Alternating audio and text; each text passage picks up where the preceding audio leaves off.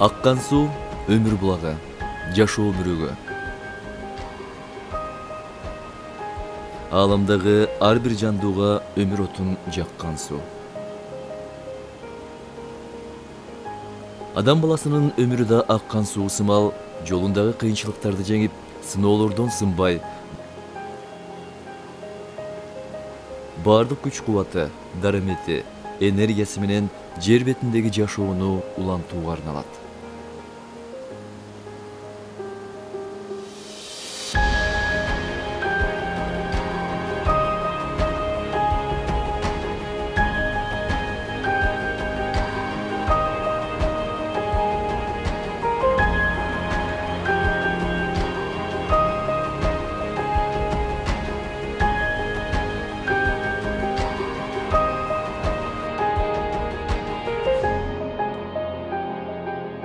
Биздин каарманыбыздын өмүр жолу дээрлик толугу менен карапайым элдин турмушуна байланыштуу.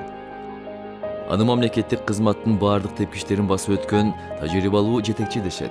Эгемендүү Кыргызстандын өкмөт башчыларынын ичинен эң кыйыны, олуттуусу ушул. Эч качан байлыктын артынан түшүп, өз кызыкчылыгын мамлекеттин кызыкчылыгынан өйдө жогору койгон эмес. Саясий интригаларга жана коррупциялык иштерге аралашкан эмес. Анын токтоолугун, жөнөкөйлүгүн көп айтышат. Биз билген жана билбеген Сооронбай Жээнбеков ким?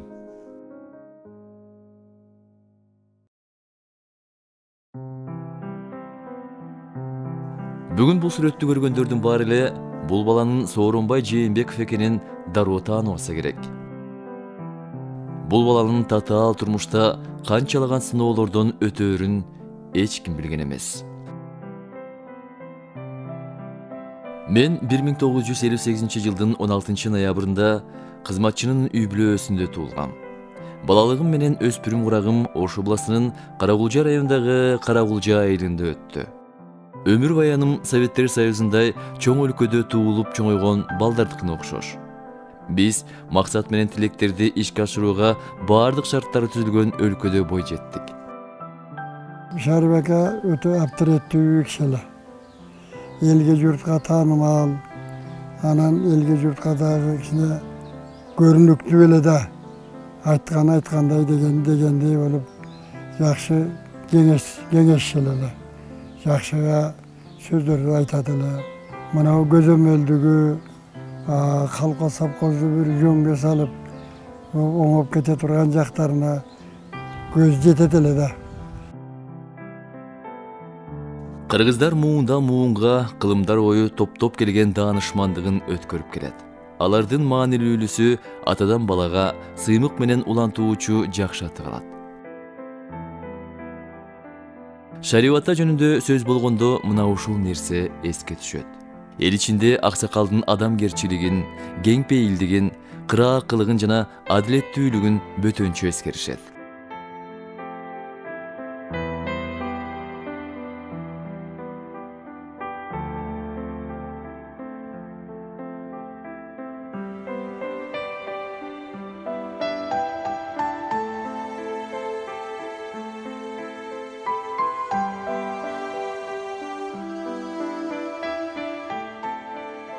Шарып аксакал натурасында дөйлөтү дагы, сөйлөтү дагы өзүнө бап келген, ылайык келген, жогору интеллектуалдык, анан эң адамгерчиликтүү, эң жөнөкөй пейилдери менен адамдарга жаккан киши болгон. Сооронбай өз ата-энесинин жана чоң ата чоң энесинин мээримине бөлөнүп чоңойгон. Бул мээрим баланын келечек турмушуна пайдубал түптөп чоң таасир берген. Балдардын бардыгы булар назары ток адамдар. Булар алып жулайын назары ток деген бул эч нерсени мындай керектүүсүн ашык бирдекени бирөөдөн алып калайын, жулуп калайын, жок жерден пайда көрөйүн дегенди ойлогон адамдарды назары ток дейт. Бар нерсеге каниет кылган адамдарды назары ток деп коюшкан. Булар ушундай адамдар. Мен эжени дагы чайын ичип калдым колунан, жакшы сөздөрүн угуп калдым. Анча-мынча үйүнө барганда кандай адам болбосун, сөзсүз балам нан ости, балам чай ости, ушунча кичпейил байбиче болчу. Берешен колунда бар, ол мен көргөн байбичелердин да ушундай акылдуу байбиче болчу. Шәріп Ақсақалдың ушундай жакшы сапаттары мен көп учурда Сооронбайдан көрөмүн. Сооронбайдан көбүрөөк көрөмүн. Ошол Ақсақалдың оор басырыктуулугу, юпунулугу, жөнөкөйлүгү, анан элге жакындыгы. Бул дагы атасындай киши тандабайт. Алдында чоң турабы, кичине турабы. Анысына карабасын, анын айткан сөзүн аягына чейин укпайынча басып кетпейт. Кара жумуш инсандын калыптануусунда чоң роль ойнойт. Элеттик балдар катары Сооронбай деле кичинесинен кара жумушка аралашып бышкан. Мал кайтарып, чөп чаап өскөн, тең туштары менен чогуу кой кезүүнү да калтырчу эмес. Шариф ата балдардын ишке кошо аралаштырып, эмгекке үйрөткөн. Элеттик баланын түйшүгү көп болгону менен өспүрүм Жээнбековдун өз жерине, мекенине болгон сүйүүсүн калыптандырган.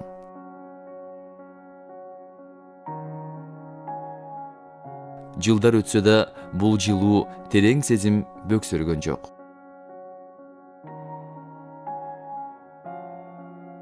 Бош боло калганда үйдөгү чоң китепканага баш багып, Сооронбай өзү үчүн жаңы ачылыштарды жазап, дүйнө тааныган. Китеп дүйнөсү ага турмуштагы аргыл образдарды чагылдырган маданияттын, чексиз ой чабыттын кең мейкиндиги эле. Ошол кездеги атасынан калган китептекчилери бүгүн да сакталуу бойдон. Сооронбай Жээнбеков Чыңгыз Айтматовдун каармандарынан таасир алып, Төлөгөн Касымбековдун жана Ильяс Эсенберлиндин романдарынан элдердин тарыхын окуп чоңойгон. Дүйнө түзүлүшү жөнүндөгү ойлорду Лев Гумилевдин жана Франклин Рузвельттин чыгармаларынан алган. Чыңгыз Айтматовдун Кылым карытаар бир күн романында жакшылык менен жамандык, ак менен кара, абийир жана ар намыс түшүнүктөрү жашоонун маңызын аныктап турары так көрсөтүлгөн. Анын алгачкы мугалимдери Татьяна Петровна жана Нина Трофимовна билим дүйнөсүнө гана жол ачпастан, баланын орус тилине болгон кызыгуусун, умтулуусун арттырган. Натыйжада мектепти бүткөндөн кийин Сооронбай Жээнбеков бир жыл Өзгөндөгү Ленин атындагы орто мектепте орус тили жана адабияты мугалими болуп иштеген. Мектеп босогосун 1966 жылы аттадым. Окутуу орус тилинде болуп, 15 бала чогуу окудук. Алгачкы күндөрдөн тартып эле ынак достордон болуп, ушул күнгө чейин байланышып турабыз. Кээде айрыбызда чогулуп калабыз. Бизге ишин сүйгөн мыкты мугалимдер сабак беришти. Эсимде, класс жетекчи менен ар кандай иш-чараларга даярданаар элек. Тоого чыгып, мектептин чатырынан жылдыздарга байкоо салчубуз. Бунун атасы да чоң иште иштейт эле. Райком председатель чоң кызмат эле. Ошо бизге окшой эле карапайым балдардай эле болуп чоңоюп, бирок лидерлик качествосу чоңураак эле да, бунукучу көбүрөөк эле. Ошондо эле билинип турат эле. Лидерлик качестволору, айткан сөздөрү топ келишип, ошол не десе биз ошол сөздөрүн угуп, ошону ээрчип, и притом жакшы жакка ээрчитет эле биздичи. Советтер Союзу маалында мектеп окуучулары колхоздордо түшүм жыйноого жардам берер эле. Пахта жыйноодо Жээнбеков алдыңкылардан болуп, өз нормасынан тышкары бүтүндөй класска жардам берчү. Классташтары ал күндөрдү эстегенде Сооронбайдын апасы жөнүндө да айтып калышат. Анан Сооронбайдын апасы бизден тез кабар алып ушул тамак алып барчу. Алып барганда бир чоң чара табакты көтөрүп барат эле. Полянын сыртынан туруп эле кыйкырат эле, соке деп.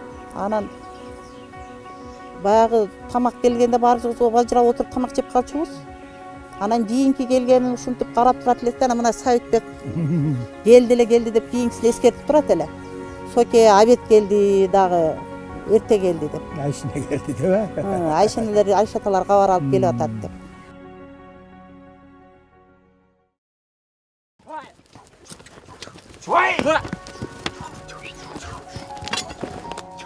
Достордун айтымында Сооронбай Жээнбеков да командалык дух кичинесинен эле курчуй баштайт. Ал сапат өзгөчө улуттук оюн улак тартышта калыптанган. Кан кызыткан улак тартыш эр жүрөктүүлүктүн, Шамдагайлыктын, чыныгы жигиттердин оюн эмеспи?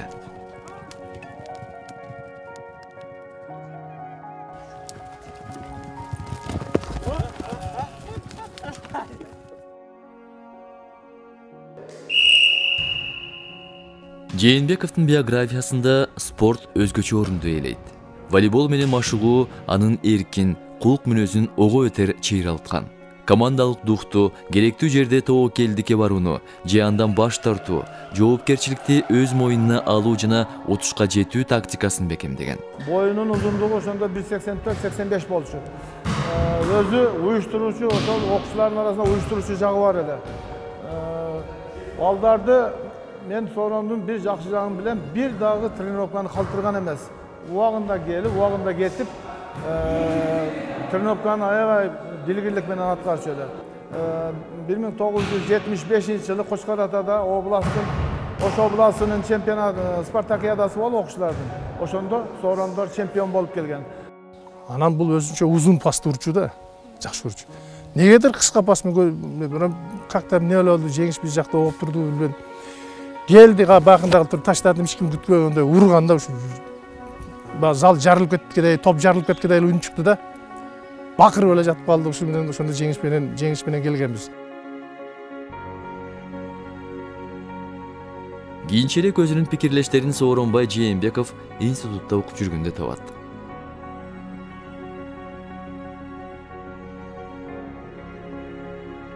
— 1977-жылы Скрябин атындагы Кыргыз Айыл чарба институтуна тапшырдым.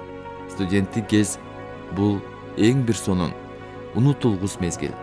Романтикага, ар кандай кайталангыс ирмемдерге, окуяларга бай учурлар. Эң башкысы, мен студенттик кезде болочоктогу кесибимди өздөштүрүп, өз алдымча чечим кабыл алууга үйрөндүм. Чыныгы досторду күттүм. 1983-жылы институтту ийгиликтүү аяктап, зооинженер кесибине ээ болдум. Ал убакта Айыл чарба институту жогорку окуу жайлардын алдыңкы сабында болуп, аты чыгып турган маалы. Студенттик күндөрдүн ысык суугун бир татып, каткан нанды бөлүшүп жеген курсташтар Сооронбай Жээнбековду ачык маанай, уюштуруучу, курстун лидерлеринин бири болгонун айтышат. Айрыкча аны кимге болбосун жардамын аябаган коргоочу катары эскеришет. Анан бизде баягы армейский, мындай кандайдыр бир армейский тартип, закон бар эле да. Жалаң балдарыбыз, шагыраган балдар айыл чарба институтунда. Анан бизден 1 курс, 2 курс, 3 курс мурда жүргөн балдар баягы тарбиялайт эле. Жаңы келгенде эле молодой деп, тияка бияка жумшап дегенде андайды да көргөнбүз. Ошондой мезгилдерде Сооронбай Шарипович бизди кадимкидей коргоп, ошолорго айтып деп, ошолор тең бала катары эметип бизди коргоп жүрдү. Өзүнүн акылын, өзүнүн билген оюн, анын арабызда баягы жаш кезде ар кандай кыз болот, бирөөбүз шогураак болобуз, бирөөбүз башыраак болобуз. Ошолорду жолго салып, антпегиле, минткиле деп үйрөтчү бизге. Сабактан кыйналып, экзамен бере албай калган курсташтарын ара жолдо таштабай, мугалимдер менен сүйлөшүп, андай студенттерге да колдоо көрсөтө алган. Баарына баш көз болгону айтылып жүрөт. Сооронбай Жээнбековдун камкордугун, достукка бекемдигин белгилешет. Ар кандай моменттер болгондо мушташып да кетчүбүз. Анан мисалы үчүн баарыбыз эле ошо эркек болгондон кийин мушташканда ар ким менен бүт эле баарын ишене албайсың. Эгер соке жаныңда болсо, анда 100% уверенсиң, мындай уверенный болчубуз да, жалгыз калбагандыгачы, башкасы качып кеткен күндө соке аягына чейин турчу. Ал баягы айтат го, я бы с этим человеком пошел бы в разведку деген адамдардын бири да.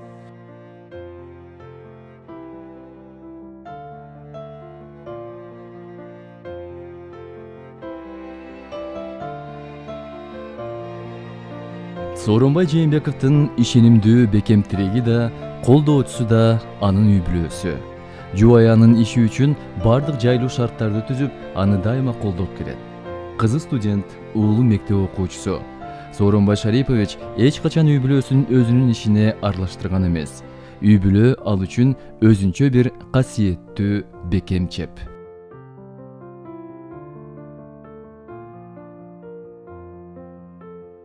совхозду бүтүп келгенден кийин чарбада совет совхозунда зоотехник болуп иштеп калды. Анан кийин башкы зоотехник болуп калды. Башкы зоотехник болгондо 84-жылы ушу июньдүн этегинде 24-июнь или ушу июльдүн башында кар жаап салса боло. Жайдын күнү тизеден кар жаап койсо. Койлор оттогонго жок, тоонун башына кеткен неменин бардыгы. Койлор. Анда 40 000 баш кой болот эле совет совхозунда. Ошолор жерге барып, эми машина жетип жерге жетип барып туруп, аланы специалисттердин бардыгын айдаган боюнча жөө алып чыгып кетти. Ат кайдан чыгат ал жака? Тизеден кар турса. Алып чыгып кетип, ошонун бардыгын койлорду алдына салып барып сүрүп түшкөнү биздин эсибизде да. Жөө.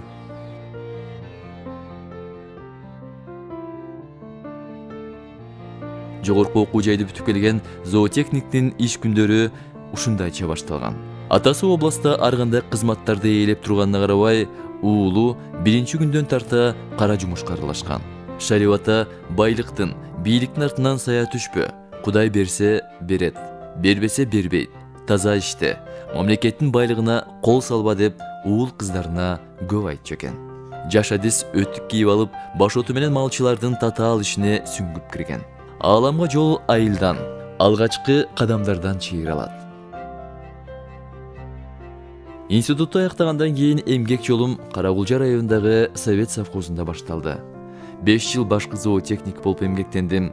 Андан соң ошол кездеги жаш адистер катарында партиялык кызматтарды аркаладым. 1991 жылдын майында Ульянов совхозунун директору болуп дайындалып, кийинки эмгек жолум чарба менен байланыштуу болду. Ал эми союз тарагандан кийин Ульянов совхозундагы өлкө боюнча биринчилерден болуп жасалган реформаны эл бүгүнкү күнү да ыраазылык менен эскерет. Сооронбай Жээнбеков ал совхоздун жетекчиси катары өзүн таза, адилеттүү иш билги чарбакер экенин көрсөткөн. Ал тууралуу ыр жазгандар да бар. Эркин учкан бүркүт сымал талпынып, эчен ирет элдин жүгүн артынып, кайраттанып жасап жүргөн иштери калк ичинде дайым жүрөт айтылыпты.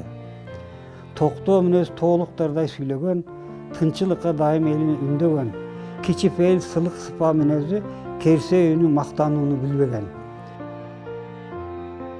Факты дегенде жашыра албайсың. Буга айныгыс далил, 7000ге жакын чарбанын мүчөлөрү өз үлүштөрүн, малды, техниканы адилет бирдей бөлүштүрүп алган. Башка совхоздордо башкармалар гектарлап жерде жүздөп мал башын жана кызмат машиналарын өздөрүнө чыгартып алган, дешет айыл тургундары. Жаш болсак дагы Сооронбай Шариповичтин жетекчилиги алдында бар жок ошол убакта иштеген коллектив менен чогуу эч кандай ондой мындай бурмалабай совхоздун болгон мал мүлкүн элге толук жеткирип өз үлүшүнө бөлүп бердик деп азыр да ойлосок өзүмчө канаат алам. Бул болсо дагы жетекчинин же болбосо атап айтканда Сооронбай Шариповичтин токпейилдигинин адамдык деңгээлинин жогорулугу, өзүнө эч кандай эч нерсе алам деп алдым жуттум эместиги белгилеп турат да. Алды 80 баштан кой үлүш алганга жетишти. Техникада иштегендер машинелерди, тракторларды, жада калса сельхоз техника чейин эдиний кылып бар жоона тең мыйзамдын чегинде үлүшүнө бөлүп бердик. Жээнбеков сый урматка жалаң эле бул сапаттары менен жетишкен эмес. Чогуу иштешкендери анын артыкчылыктуу иштөө стилин өзгөчө белгилешет. Көп иш кылып аз сүйлөйт. Эмгекчил. Бой көтөрүү деген бул кишиде жок. Иштей берет, анан момент как жетекчи катары талапты кое билет. Коллективди ынтымактык кармай билет. Кичинекейине билем да. Анан бул Сооронбай Шариповичтин мен түшүнгөндө бул негизи эле мына Шариповдардын үйүндө, Жээнбековдордун үйүндө ууру чөнтөгү жок буларда. Ууру чөнтөк болбойт буларда. Ууру чөнтөгү тигилүү. Адал тирилик менен гана тирилик кылган адамдар булар. Илгери мында жел козу, мындай илип коет эле го. Жок, Сооронбай Шарипович келгенден кийин Совет совхозунда баягы жел козу, кошуп жазуу деген жоголду да. Интрига аралашпайт, жанагындай жалган балган эле бир нерселерди жабыштырып анан кийин каралап торолоп башташат го. Жок, ондой жок. Он очень добрый, внимательный и Ал абдан ак көңүл жана ачык жүздүү. Ар дайым айткан сөзүңдү угууга даяр. Кандайдыр өтүнүч менен кайрылсаң, колунан келе турган болсо жардамын аябайт. Айткан өтүнүчтөрдүн баардыгын аткарып келатат. Ал эми сөз бере турган болсо, аны сөзсүз аткарат. Шылтоо таап же бирөөгө жөнөтүп койбойт. Если он пообещает, он обязательно это делает. Архивтердин биринде Сооронбай Жээнбеков жөнүндө жазылган ой пикир сакталып калган. Аны Кыргыз Республикасында эмгек сиңирген мугалим Кашка жол айылдык комитетинин тургуну Мамады Байымбетов жазган. Сооронбай Жээнбеков карапайым элден чыккан чарба жетекчиси. Карапайым адамдын көйгөйү, кубанычы ага жат эмес. Жээнбеков чарбанын бардык участкаларында жетекчилик орунга жарайт, деп мындан 20 жыл мурда ишеним көрсөткөн. Жээнбековдун эмгек жолундагы жетишкендиктери Байымбетов агайдын көрөгөчтүгүн далилдеп турат. Дагы бир сапатын баяндаган бир окуя анын турмуштагы негизги принциптеринин өзгөрбөгөндүгүнөн кабар берет. Мына кээ бир адамдар кичине бийлик барса, кичине курсагы тойсо, көрүп эле жүрөбүз, саламы да миндай болуп калат. Колумду берсем, бербесем деп. Асокенин болсо, андай качестволору жок. Мен бир жакшы бир нерсени айтып кетким келет. Карасам, бир киши турат. Алыстан караганда Сокеме окшойт го деп. Жанына барсам, Сооронбай Шарипович турат, сумкасын көтөрүп. Аны ойлоп калдым, бул эмне берди жалгыз турат. Ошол кезде Оштун губернатору эле. Анан жанына басып келдим, экөөбүз кучакташып көрүшүп, ай Соке эмне болду? Мына Чыңгыз Төрөкуловдун айтматын эстелигин көрө элем, жакшылап, жакындап көрүп атам деди. Анан мен тамашалап аттым, Соке, мигалка канакей, охрана канакей, помощник сумкаң алда сумканы көтөргөн помощник канакей десем, алда күлүп, койчу анын, мен муну ак үйдөн чыгып келатам, биякта үйүмө баратам деп айтып тамашалап. Спорттогудай эле болгон күч кубатын жана чыдамкайлыгын, техника, тактика жана тажрыйбасын, жеңишке болгон умтулуусун иштеген ишинде колдонуп келет. Он тоже прекрасно осознает. Мүнөзүнүн туруктуулугу, күрөшүүгө даяр болуусу спорт менен калыптанган. Ал жалгыз жоокер жоо чаппай турганын билип турат. Команда керек. Командада чогуу ойногон кишиңден күмөн санабашың керек. Толугу менен ишенишиң керек. Албетте, ал команда үчүн күйөт. Күрөшүүгө даяр. Жээнбеков команданын кишиси, команданын лидери. Сооронбай Жээнбеков совхоздун жөнөкөй адисинен премьер-министрликке чейин эмгек жолун басып өттү. Жогорку кеңештин 3 жолку депутаты. Айыл чарба министрлигин жетектеп, кийин 5 жылдан ашык өлкөнүн ири аймактарынын бири Ош областынын губернатору болуп иштеди. Өкмөт башчысы болду. Бардык кыйынчылык, оорчулукка карабастан элдин жүгүн татыктуу көтөрүп келе жатат.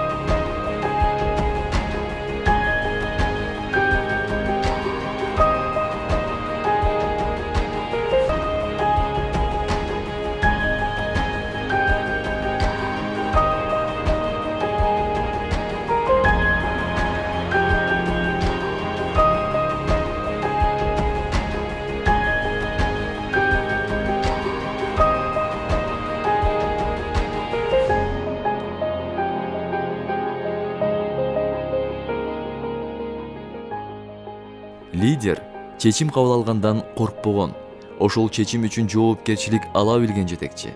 Ал калыстыгы, тазалыгы менен үлгү боло алышы керек.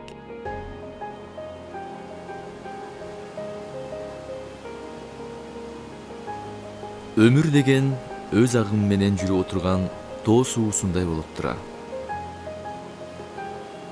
Аккан суу сыяктуу өз жолунда айрымдары буркан шаркан агат. Башкалары суу айлампасына кабылып, бир жерден жылбай айланчыктай берет. Дагы бири агымдарга туруштук бере албай, жээктен чыгып калат. Алардын катарында тазалыгын, тунуктугун, чайпалбаган туруктуулугун сактап, болгон күч энергиясын элдин кызматына арнагандар да бар.